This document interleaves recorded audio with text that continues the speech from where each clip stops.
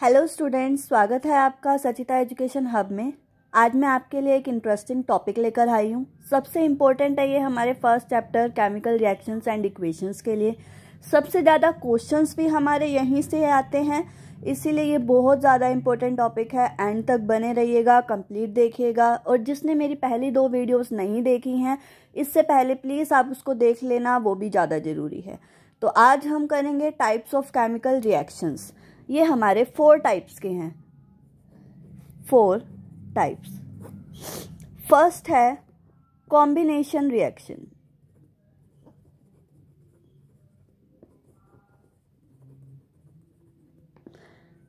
Second है decomposition reaction.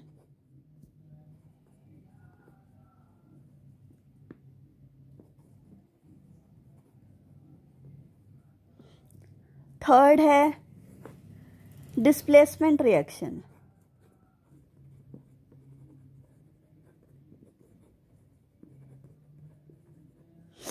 और fourth है डबल डिस्प्लेसमेंट रिएक्शन।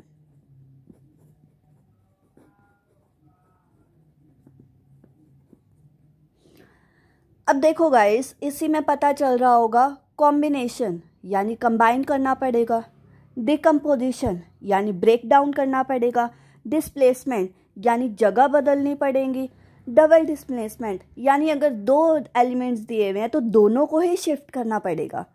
तो सबसे पहले आज हम करेंगे कॉम्बिनेशन एंड डिकम्पोजिशन। इस वीडियो में हम इन 2 टॉपिक्स को कवर करेंगे। नेक्स्ट वीडियो में हम डिस्प्लेसमेंट एंड डबल डिस्प्लेसमेंट को कवर करेंगे। फर्स्ट टॉपिक है हमारा combination reaction.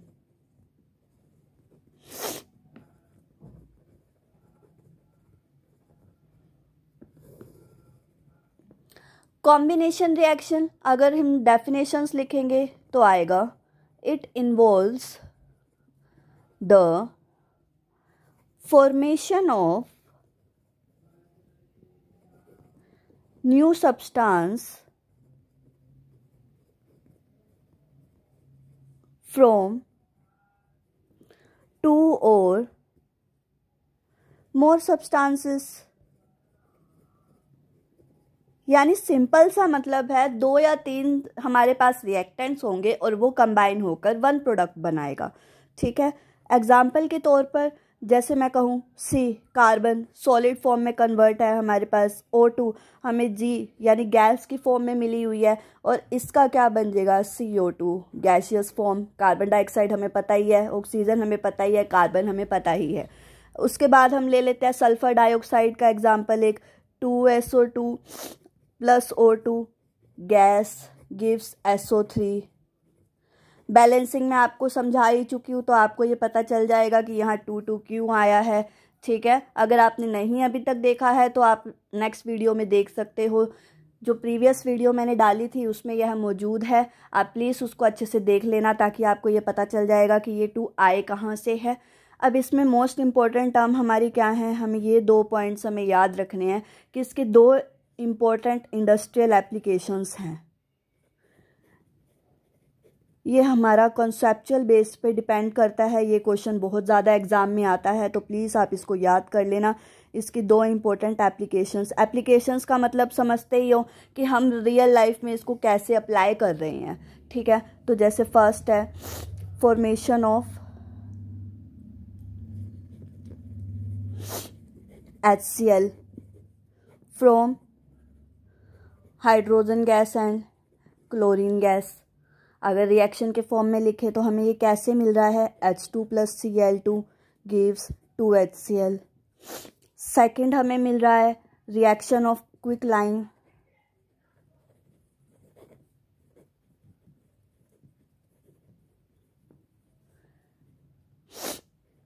With water to form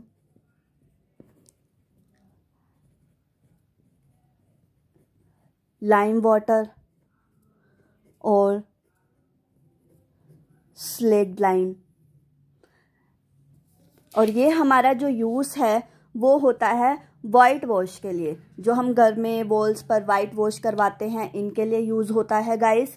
ठीक है, इसकी जो रिएक्शन है वो हमारे पास आएगी CaO प्लस H2O और रिएक्ट होकर हमें मिलेगा CaOH की होल ट्वाइस। वाइट वॉशिंग में हमारा ये यूज़ होता है, याद रखना गाइस, ठीक है। नेक्स्ट हमारे पास आता है डिकम्पोजिशन रिएक्शन।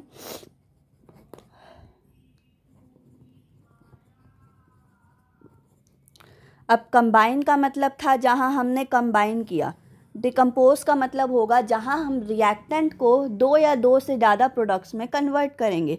तो इसमें क्या हुआ, इट इन्वॉल्व्स ब्रेकिंग डाउन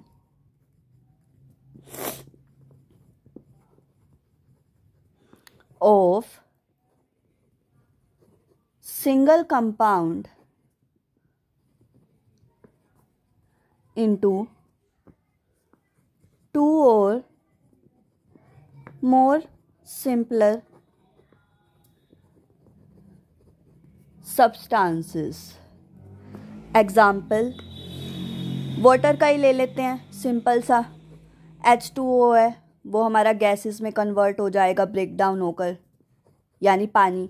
देखा ही होगा वाटर साइकिल में पानी सनलाइट की वजह से भाप में कन्वर्ट हो जाता है, गैसियस फॉर्म में कन्वर्ट हो जाता है, यानी हाइड्रोजन और ऑक्सीजन में रिलीज हो जाता है, ठीक है।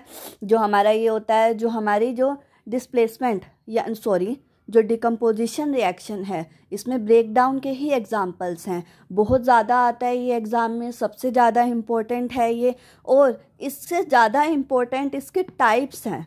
तो जो डिकम्पोजिशन रिएक्शन है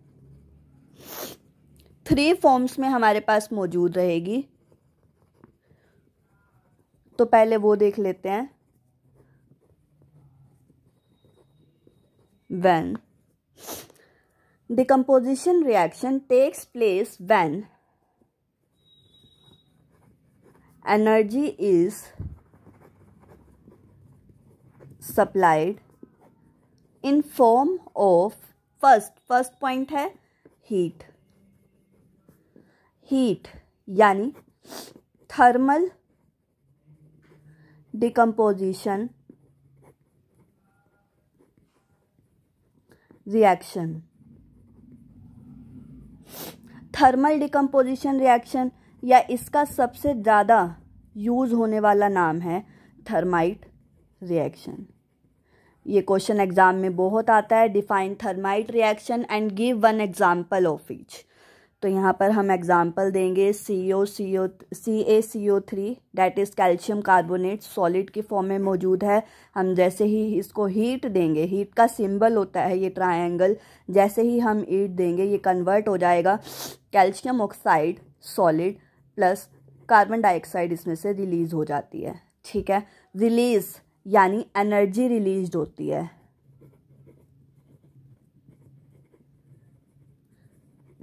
ओके गाइस, और जहाँ पर एनर्जी रिलीज होती है उसको हम कहते हैं एक्सोथर्मिक रिएक्शन।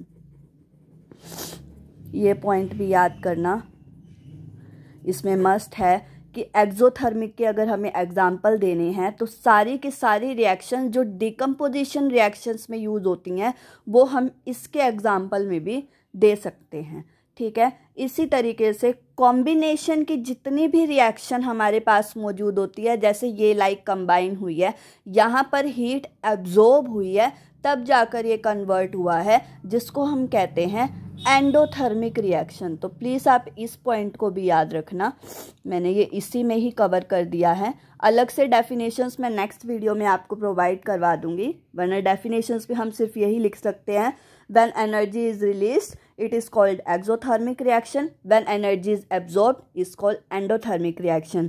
ओके स्टूडेंट्स, ये आप नोट डाउन अच्छे से कर लेना, इस वीडियो में मैंने आपको अच्छे से बता दिया है। इसके हम कुछ और टाइप्स भी देखेंगे। सेकंड टाइप हमारे पास है लाइट,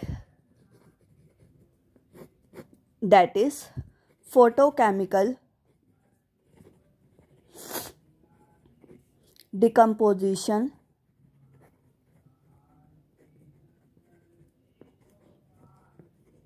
रिएक्शन।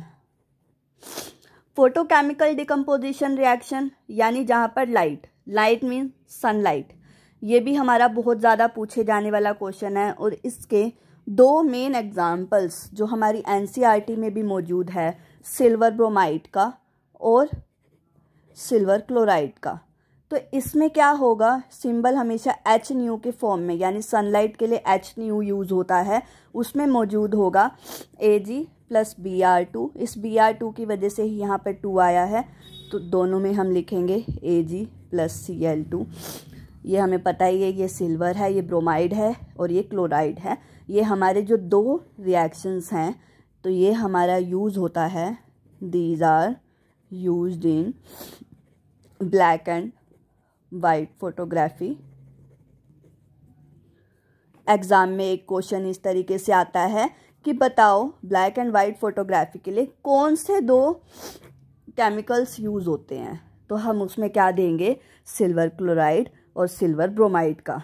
ठीक है स्टूडेंट्स, तो ये अपना याद रखना है, इसको भूलना मत। थर्ड पॉइंट आता है हमारा इलेक्ट्रिसिटी का। अब हम करेंगे इलेक्ट्रिसिटी का एग्जाम्पल कि इलेक्ट्रिसिटी से हम कैसे ब्रेक डाउन कर सकते हैं केमिकल्स को।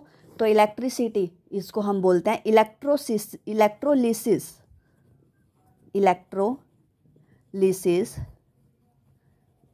Decomposition reaction.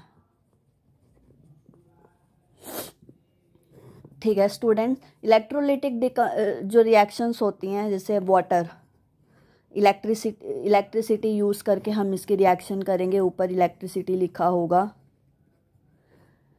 तो ये हमें मिल जाएगा H2 + O2 गैसियस फॉर्म में, ये हमारा लिक्विड फॉर्म में है।